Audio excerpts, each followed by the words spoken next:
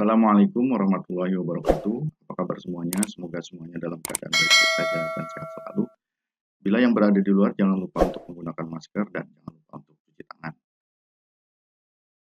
Pada pertemuan ini yang masih menggunakan buku referensi dari Christian Dawson, yang Michael Benson, dan juga dari sumbernya pada website romisatriawono.net, di mana saya akan membahas mengenai proposal penelitian, yaitu bab 1 pendahuluan, bab 2 landasan teori, dan bab 3 metode penelitian.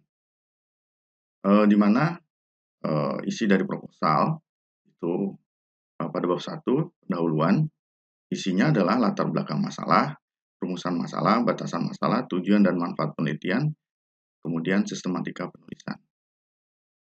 Dan ini disesuaikan dengan isi struktur skripsi di tempatnya masing-masing. Berikutnya pada bab 2 landasan teori dengan struktur skripsi yang isinya adalah teori terkait judul penelitian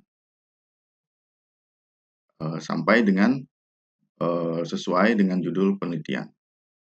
Berikutnya yang di akhir yaitu tinjauan pustaka atau tinjauan penelitian terdahulu, di mana dalam tinjauan pustaka atau penelitian terdahulu itu ada syarat untuk mahasiswa S1, mahasiswa S2, dan mahasiswa S3. Khusus untuk mahasiswa S1 itu minimal tinjauan pustaka atau penelitian terdahulu menggunakan literatur review sebanyak 20 paper yang diambil dari jurnal. Nah, kalau landasan teori sebaiknya diperoleh atau digunakan dari buku. Terus kemudian selanjutnya baru didukung oleh jurnal internasional atau jurnal nasional terkait judul penelitian. Ini adalah contoh dari judul skripsi, yaitu sistem pendukung keputusan pemilihan lokasi pembangunan gedung sarang burung walet menggunakan metode SAW atau Simple Additive Weighting. Nah, contoh landasan teorinya ya sesuai dengan judul, berarti harus digunakan teori terkait judul penelitian yang diambil, yaitu sistem pendukung keputusan, metode SAW, terus kemudian definisi-definisi kelebihannya, terus kemudian langkah-langkah, dan contoh penyelesaian kasusnya. Nah, berikutnya, karena ada di dalam judul lokasi gedung, maka ditambahkan lokasi gedung rumah burung walet dan definisinya, yaitu seperti apa rumah burung walet, terus pemilihan lokasinya. Berikutnya, untuk bab 3, metodologi penelitian, di mana isinya yang berdasarkan struktur skripsi, yaitu model pengembangan perangkat lunak. Metode penelitian dalam pengembangan perangkat lunak menggunakan metode berorientasi objek.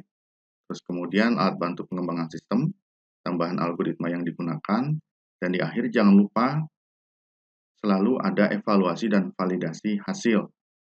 Nah, ini khusus untuk skripsi dengan model pengembangan perangkat lunak. Bagaimana dengan contoh struktur skripsi dalam pengembangan metode atau algoritma.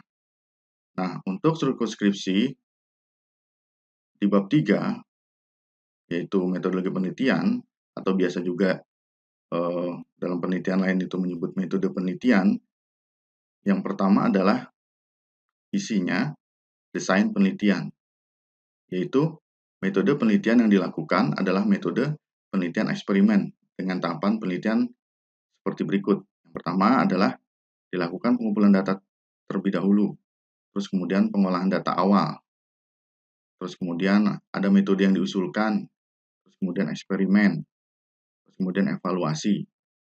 Nah, ini adalah struktur dari bab 3, metode penelitian khusus untuk pengembangan algoritma atau metode. Nah, struktur berikutnya adalah pengumpulan data, yaitu mengenai sumber data dan metode pengumpulan datanya. Terus kemudian berikutnya adalah pengolahan awal data, yaitu menjelaskan teknik pengolahan data awal, ya, pre-processing data yang akan dilakukan. Dan berikutnya adalah metode yang diusulkan. Nah, di sini itu menjelaskan tentang perbaikan, revisi, usulan pengembangan metode yang diusulkan. Bagaimana bentuk diagram, skema, dan formulanya. Nah, berikutnya yaitu dilakukan eksperimen dan pengujian metode. Nah, di sini menjelaskan mengenai detail dan algoritma, teknik eksperimen, pengujian, penerapan metode, atau model yang akan dilakukan. Di akhir, dipastikan itu ada evaluasi dan validasi hasil. Dan ini memang diwajibkan ada untuk menguji, melihat model dari penelitian kita. Apakah model dan metode yang dilakukan itu baik atau tidak hasilnya. Jadi, inti dari metodologi penelitian, ya intinya berisi desain dan tahapan penelitian. Jadi, metodologi penelitian berisi rencana dan tahapan penelitian saja, bukan hasil dari pembahasannya. Dan ini sudah dibahas di pertemuan sebelumnya, yaitu metodologi penelitian. Nah, biasanya evaluasi yang ada pada penelitian, pada pengembangan metode yang dikembangkan, yaitu ada estimasi, yaitu menggunakan root mean square error, atau MSE atau MAPE. Terus kemudian ada prediction forecasting, ya, atau prediksi peramalan, yaitu mencari errornya, root mean square error. Ya, sama seperti yang di atas, estimasi, dan kemudian klasifikasi. Ya, ada conversion metric, yang dihitung adalah akurasinya. Ada ROC curve, ya, area under curve, AUC atau AUC. Ada clustering, internal evaluation, yang menggunakan Davis-Bacon Index dan Index. External evaluation, ada rand measure, F measure, Likert index, Folkes-Mallow index, conversion metric, dan kemudian association, ada lift chart, lift ratio, terus kemudian ada precision and recall, F measure. Nah, untuk evaluasi pada penelitian image processing masih pada pengembangan metode, ini kurang lebih sama seperti penelitian data mining, yaitu estimation image, ada errornya, root mean square error, ya, MSE, MAPE, dan sebagainya. Terus kemudian ada klasifikasi, sama nih, consistent metric, akurasi, ROC curve, ya, area under curve, AUC. Ada validation yang menggunakan Kapot cross validation. Terus kemudian ada akurasi, yang dihitung ada precision and recall, F measure, conversion metric. Ini kurang lebih sama seperti penelitian data mining. Bagaimana dengan evaluasi pada rekayasa perangkat lunak atau pengembangan perangkat lunak? Nah, kalau evaluasi pada penelitian perangkat lunak atau software testing, itu biasanya ada dua pendekatan testing, ya, evaluasi, yaitu pertama black box testing. Nah, apa itu black box testing? Ya, mungkin ini sudah diajarkan pada mata kuliah software testing atau rekayasa perangkat lunak. Nah, bertujuan untuk menunjukkan fungsi perangkat lunak tentang cara beroperasinya. Apakah data yang masuk dan keluar itu telah berjalan sesuai harapan, ya. Dan apakah informasi yang disimpan selalu terjaga kemutakhirannya. Nah, ini black box testing. Jadi, ini hanya menunjukkan fungsinya saja, melihat dengan kasat mata. Black box testing itu bertujuan untuk menunjukkan fungsi perangkat lunak, ya, cara beroperasinya yang dilihat secara kasat mata mengenai input dan outputnya, apakah berjalan dengan baik. Nah, bagaimana dengan white box testing? Nah, white box testing itu yaitu meramalkan cara kerja perangkat lunak secara rinci. Karenanya logical path dari logika perangkat lunak akan dites dengan menyediakan test case yang akan bekerja sesuai dengan kondisi, ya, pengulangan secara spesifik.